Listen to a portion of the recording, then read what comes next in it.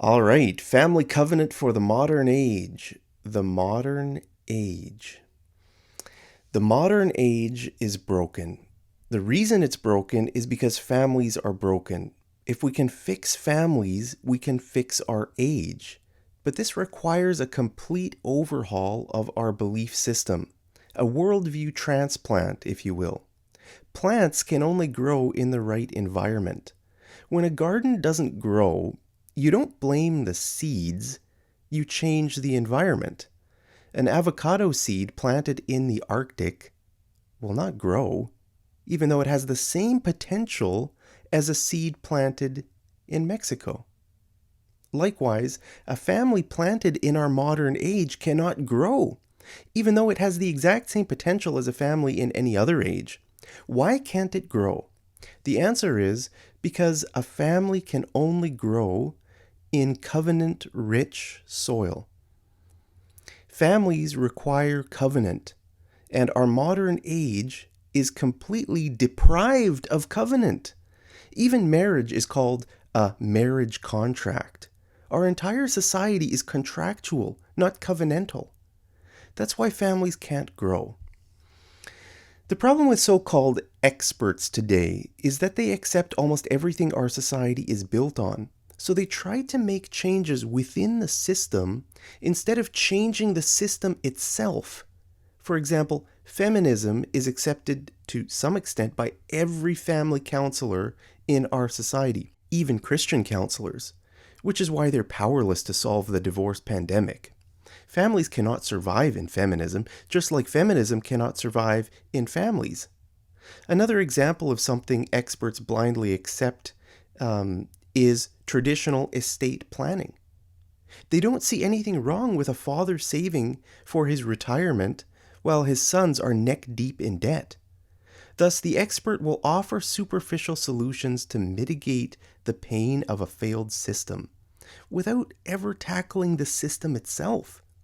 The reason experts won't tackle the system is simple. We have the best society in the history of the world, so why would we want to change the principles on which it was built? If the soil of our society has yielded the best fruit of freedom and prosperity ever seen, why would we want to change that soil? This is a reasonable conjecture, but it makes a fatal error in assuming that the soil is deep. Just because a patch of soil produces something good doesn't mean it can produce the good thing forever. In the parable of the sower, Jesus talks about plants that spring up quickly but end up dying because the soil is shallow. Our society is the same. It sprang up quickly but is dying because the soil is shallow. So instead of raving about how great our soil is compared to other patches of soil, our so-called experts should be warning about the death of the garden because the depth of the soil is inadequate to keep the plants alive. We need deeper soil to survive, and the only way we can get deeper soil is by cultivating covenant. Whose job is it to cultivate covenant? Is it the job of politicians? Yes, but more than that, it's the job of every single human being alive on the planet today. Gardening is our God-given occupation. Our job is to sow seed and cultivate covenant. This can be done either physically within a family or spiritually within our age. When it's done physically, it involves a man's sperm fertilizing a woman's egg, which creates life and covenant.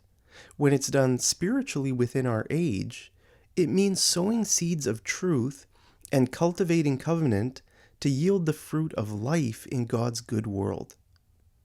God delights in life. He takes no pleasure in the death of the wicked. In Psalm 145, David says, "You open your hand and satisfy the desires of every living thing." God gives life and then equips us to multiply that life. When Jesus fed the multitude of people, he took the 7 loaves and the fish, thanked God for them, and broke them into pieces. He gave them to the disciples, who distributed the food to the crowd. Notice that Jesus first gave the food to the disciples and then had them distribute it to the crowd. This is the model that God created for his world. Truth is like yeast. It spreads through the whole lump of dough regardless of the amount or where you put it in. Imagine a big lump of dough sitting on your counter, and you take a little bit of yeast and you put it in to the left side of the lump. It will eventually leaven the whole lump of dough. It's the same with kefir grains in milk. The little lumps of bacteria sit there at the bottom of the jar, yet they eat the sugar out of the whole jar of milk. Truth always spreads like this. Sometimes people don't know what they can do to change society. The answer is do truth. Any and every little bit of truth will spread through the entire world. Lies also spread alongside truth, just like weeds grow together with the wheat until harvest. The time of separation will come where the wheat will prevail and the weeds will be burned. We need to make sure we are wheat multiplying wheat, not weeds multiplying weeds. Multiplying truth requires faith in the truth. Jesus is the way, the truth, and the life, and he said that even the smallest faith produces massive results. When we look at the mountain of brokenness in our world today, moving it can seem so daunting. But the good news is that even tiny seeds of faith can break the hardest ground of lies. We must never despise the day of small things, as God says in Zechariah chapter 4. But before we can sow seeds of truth in our society, we need to ask God to sow his spirit of truth in our hearts. And before we can cultivate covenant in our culture, we need to cultivate covenant in our own hearts. In Jeremiah 4, God says, "Break up your uncultivated ground and do not sow among thorns." Break up your uncultivated ground. Then in Hosea chapter 10, he says, "Sow for yourselves righteousness and reap the fruit of loving devotion." Break up your unplowed ground, for it is time to seek the Lord until he comes and sends righteousness upon you like rain. We will not be able to cultivate covenant in our society unless we ourselves are in covenant with our Creator. God is the starting point of covenant. Without him, covenant doesn't exist. For a society to have deep soil, it must have a deep relationship with God. Seeking God is the first and final step in a worldview transplant. I'll say that again. Seeking God is the first and final step in a worldview transplant. Worldview means viewing the world in a certain way. Do we view the world as a series of contractual relationships to get what we want? Or do we view the world as a series of covenantal relationships to fill the world with love? Atheists say that morality is rooted in selfishness. Instead of eating your neighbor, you decide to work with him because it benefits you. The reason you don't hurt people is because hurting them would ultimately hurt you. So the world is nothing more than a series of contractual relationships between the species for the purpose of survival. Covenant, on the other hand, changes everything. Instead of being about you, it's about being part of God's family and filling his world with love. This means you have an eternal role to play, not the temporary task of staving off death for as long as possible. Everything changes when we step from contract into covenant and from temporary into eternity. When we step into this reality, our roles get redefined. Not redefined as in making up a new definition for the role, but redefined as in defined again. I'll say that again. It's not redefined as in we're making a new definition for the role, but redefined as in defined again. Roles don't have any definition in a godless world. They are nothing more than molecules bouncing around for no reason. How on earth would molecules form a role? If a mother is nothing more than bouncing molecules, then how is that any different from a daughter?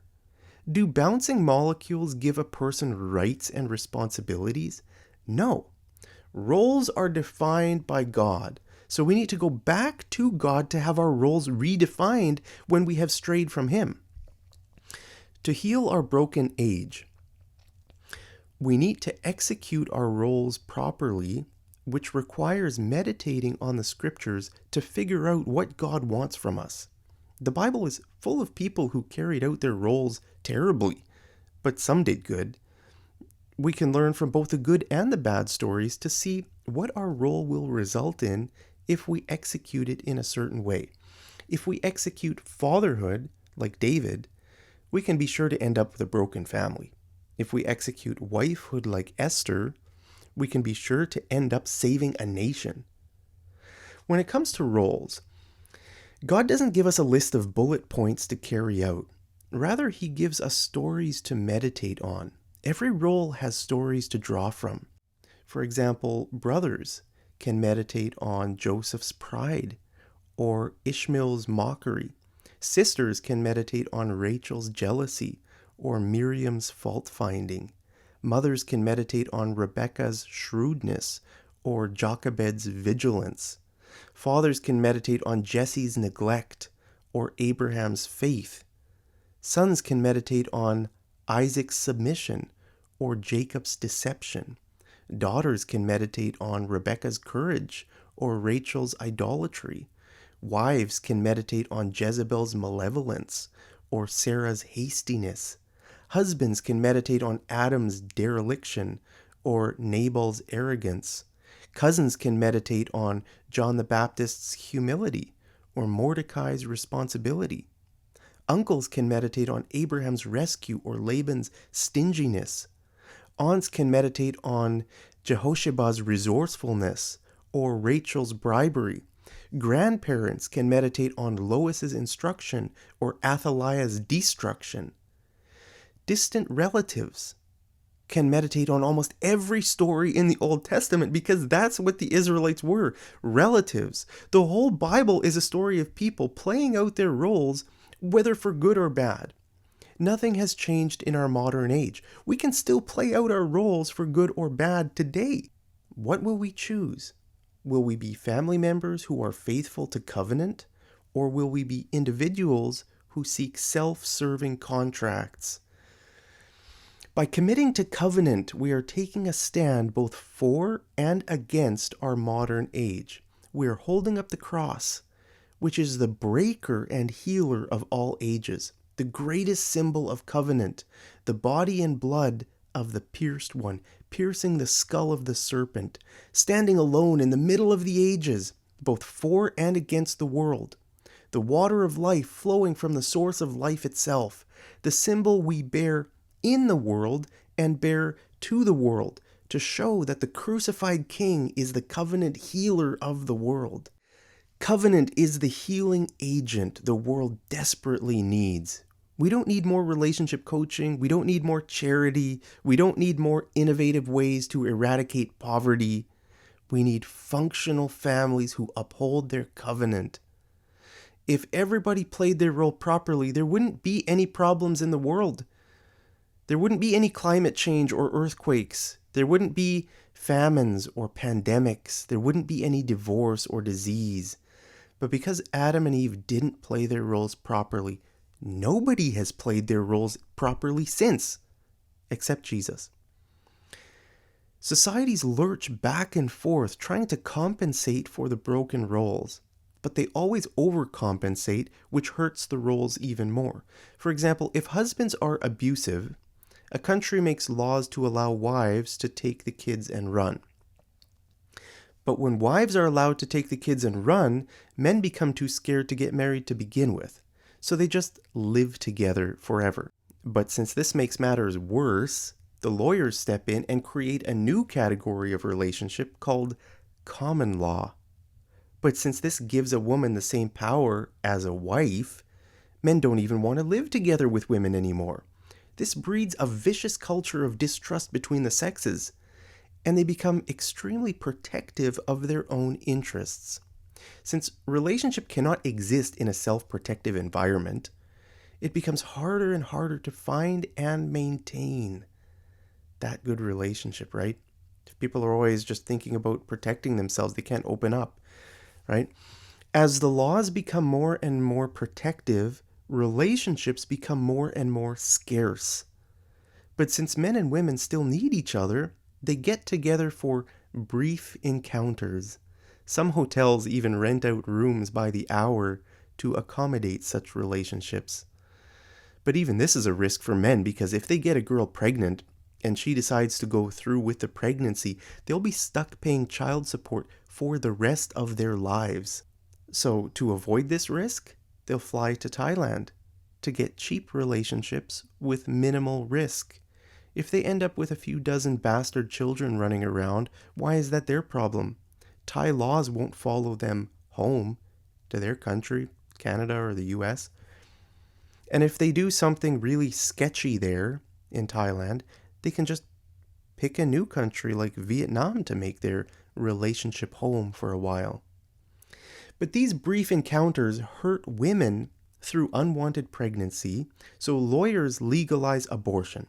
But abortion leaves women with severe mental scars which they carry into all their future relationships. Since abortion involves cutting the head off a child, society comes under the severe wrath of God. As God gives people up to their wickedness, relationships become more and more broken and perverted until all of society is totally saturated in evil. At this point, society has completely failed on every level. Lawmakers are helpless as society reels like a drunken sailor on a skiff in a squall. This breakdown of society is caused by the breakdown of family. And the breakdown of family can begin from any role. It could be the wife, it could be the husband, it could be the son or daughter. Everyone must be extremely careful that they're not the starting point of the breakdown. But the breakdown has already begun in every role, which means that each member of the family must commit to role rejuvenation. This starts by reading the Bible and asking God for help. God will help us end this breakdown in our families if we ask Him for it. He will reveal to us how each role is suffering in our current moment.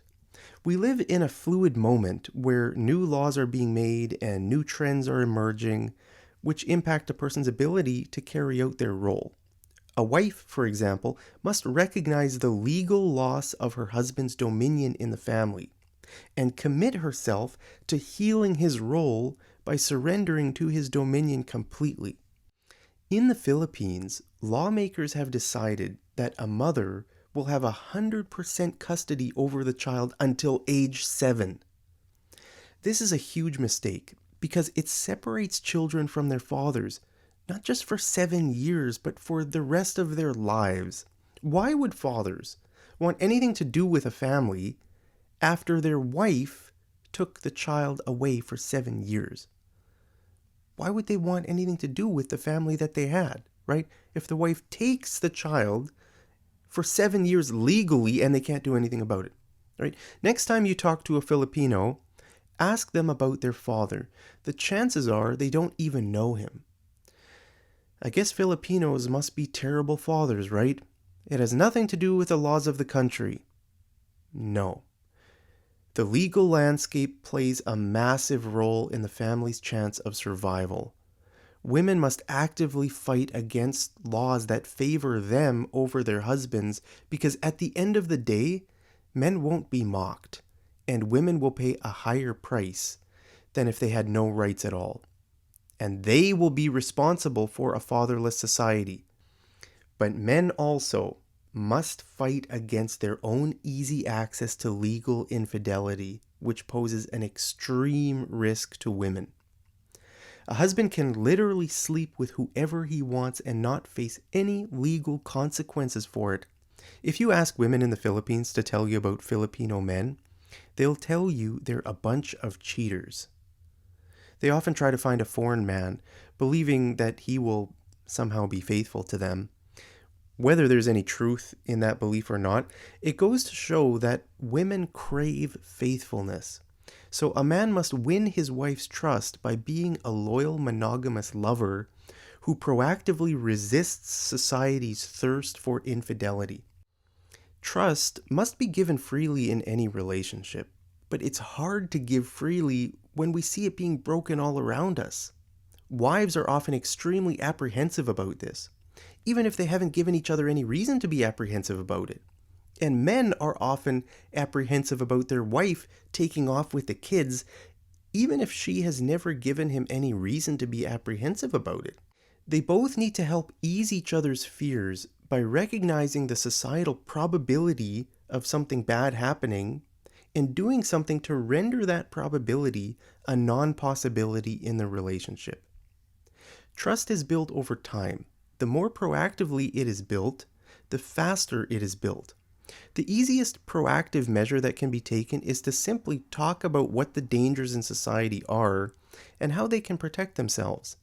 If a risk exists but goes unaddressed, it will always linger in the back of a person's mind. In addition to losing their legal dominion over the family, men have also been cut off from their own father's estate, which has left them anxiety-ridden and addicted to workahol.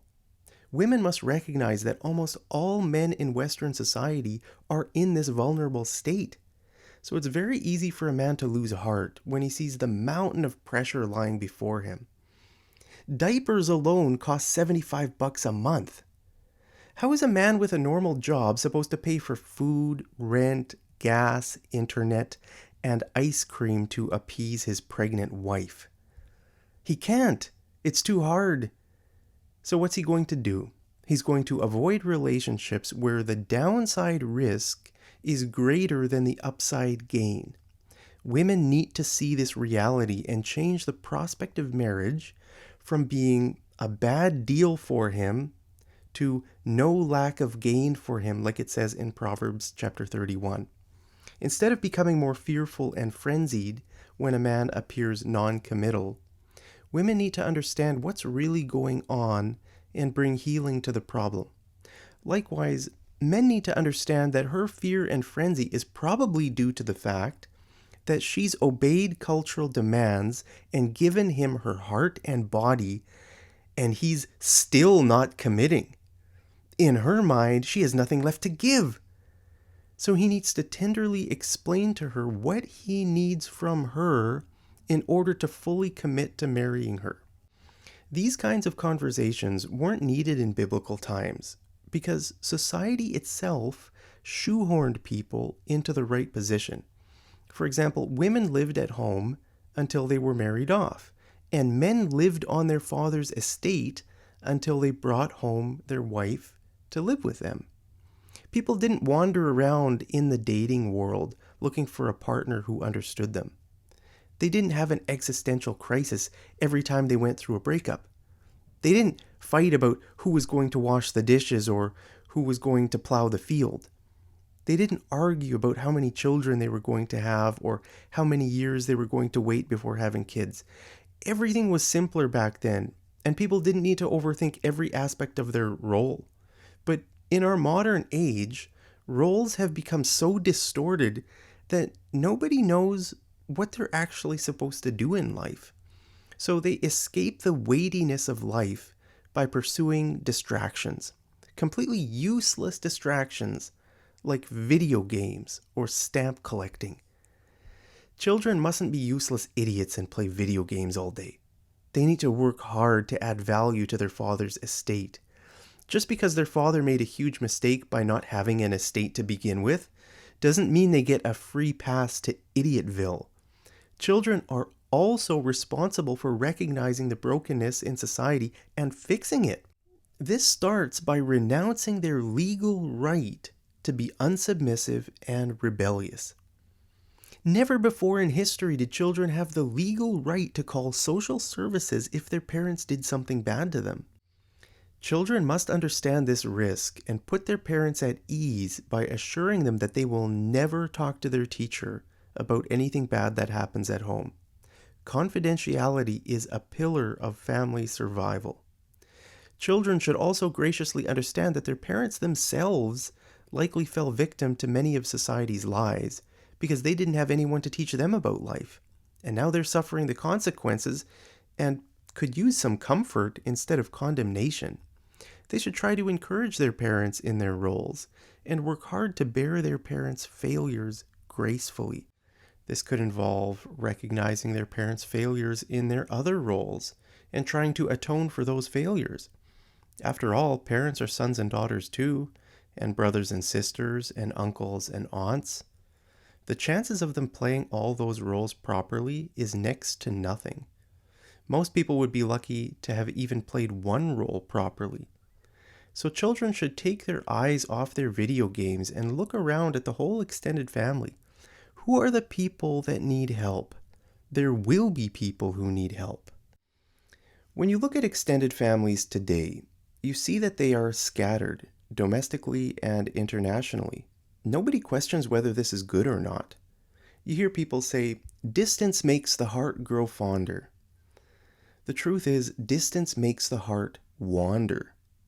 When families are separated physically, each member tries to carve out their own life for themselves. They make their own friends, find their own church, build their own safety net, etc. Only at Christmas do they get together and pretend to be a family for a few hours. That's not a family. That's a group of individuals who have replaced their family with other people. It's nothing more than convention wrapped in the semblance of covenant. I'll say that again. It's nothing more than convention wrapped in the semblance of covenant. That's why family gatherings often take place at convention centers. Covenant centers don't even exist. They should exist. Families should care about each other a lot. Instead of leaving each other, they should be like Mordecai, who would walk near the courtyard of the harem every day to see how his cousin was doing. And they should be like Esther, who was very troubled when her cousin was troubled. Before ending this book, I would like to re-emphasize the deep need our society has for role rejuvenation. We need to open our Bibles and see that we actually have a role to play within our family. Along with learning our role, we need to put ourselves in each other's shoes and understand the challenges other roles are facing. This will help us bear one another's burdens and so fulfill the law of Christ. Satan does not want us to bear each other's burdens because he doesn't want us to fulfill the law of Christ. He will strike us at the point of our roles just like he did to Adam and Eve. If we open our eyes, we will see that he is systematically canceling roles at every turn. For example, the school system is canceling children's roles by teaching them stupid mantras like, be all you can be. No teacher would ever tell them that being all you can be means staying home and taking care of your family. Can you imagine a teacher saying, the world doesn't need more astronauts. It needs more competent siblings. So don't worry about your grades, worry about your sister. The school system doesn't even recognize the role of the firstborn within a family. So if the father dies, the firstborn is still forced to go to school, preventing him from fulfilling his role at home. This cancellation of a crucial role not only wreaks havoc in a family, but also cripples society on the whole. Role cancellation is Satan's best weapon because it strips us of our identity in God's world. We need to fight role cancellation with role rejuvenation. Role rejuvenation is the key to family covenant, and family covenant is the gate that keeps the devil out. I'll say that again. Family covenant is the gate that keeps the devil out. If you go to the Middle East, you'll see walls around every house. These walls symbolize the truth that protecting society requires protecting family. In Western society, we have no walls at all. If you want to walk onto your neighbor's grass, you can. If your wife wants to take the children and walk, she can. The only way we can build walls around our society is by building covenant around our families. In Isaiah chapter 58, God wants his people to be called repairer of broken walls. 4 chapters later, he says, prepare the way for the people, build up the highway, remove the stones, raise a banner for the nations. As people who are in covenant with God, we need to engage in wall repair, highway building, stone removal, and banner raising. Why? Because our King is coming. In the wilderness, prepare the way for the Lord. Make straight in the desert a highway for our God.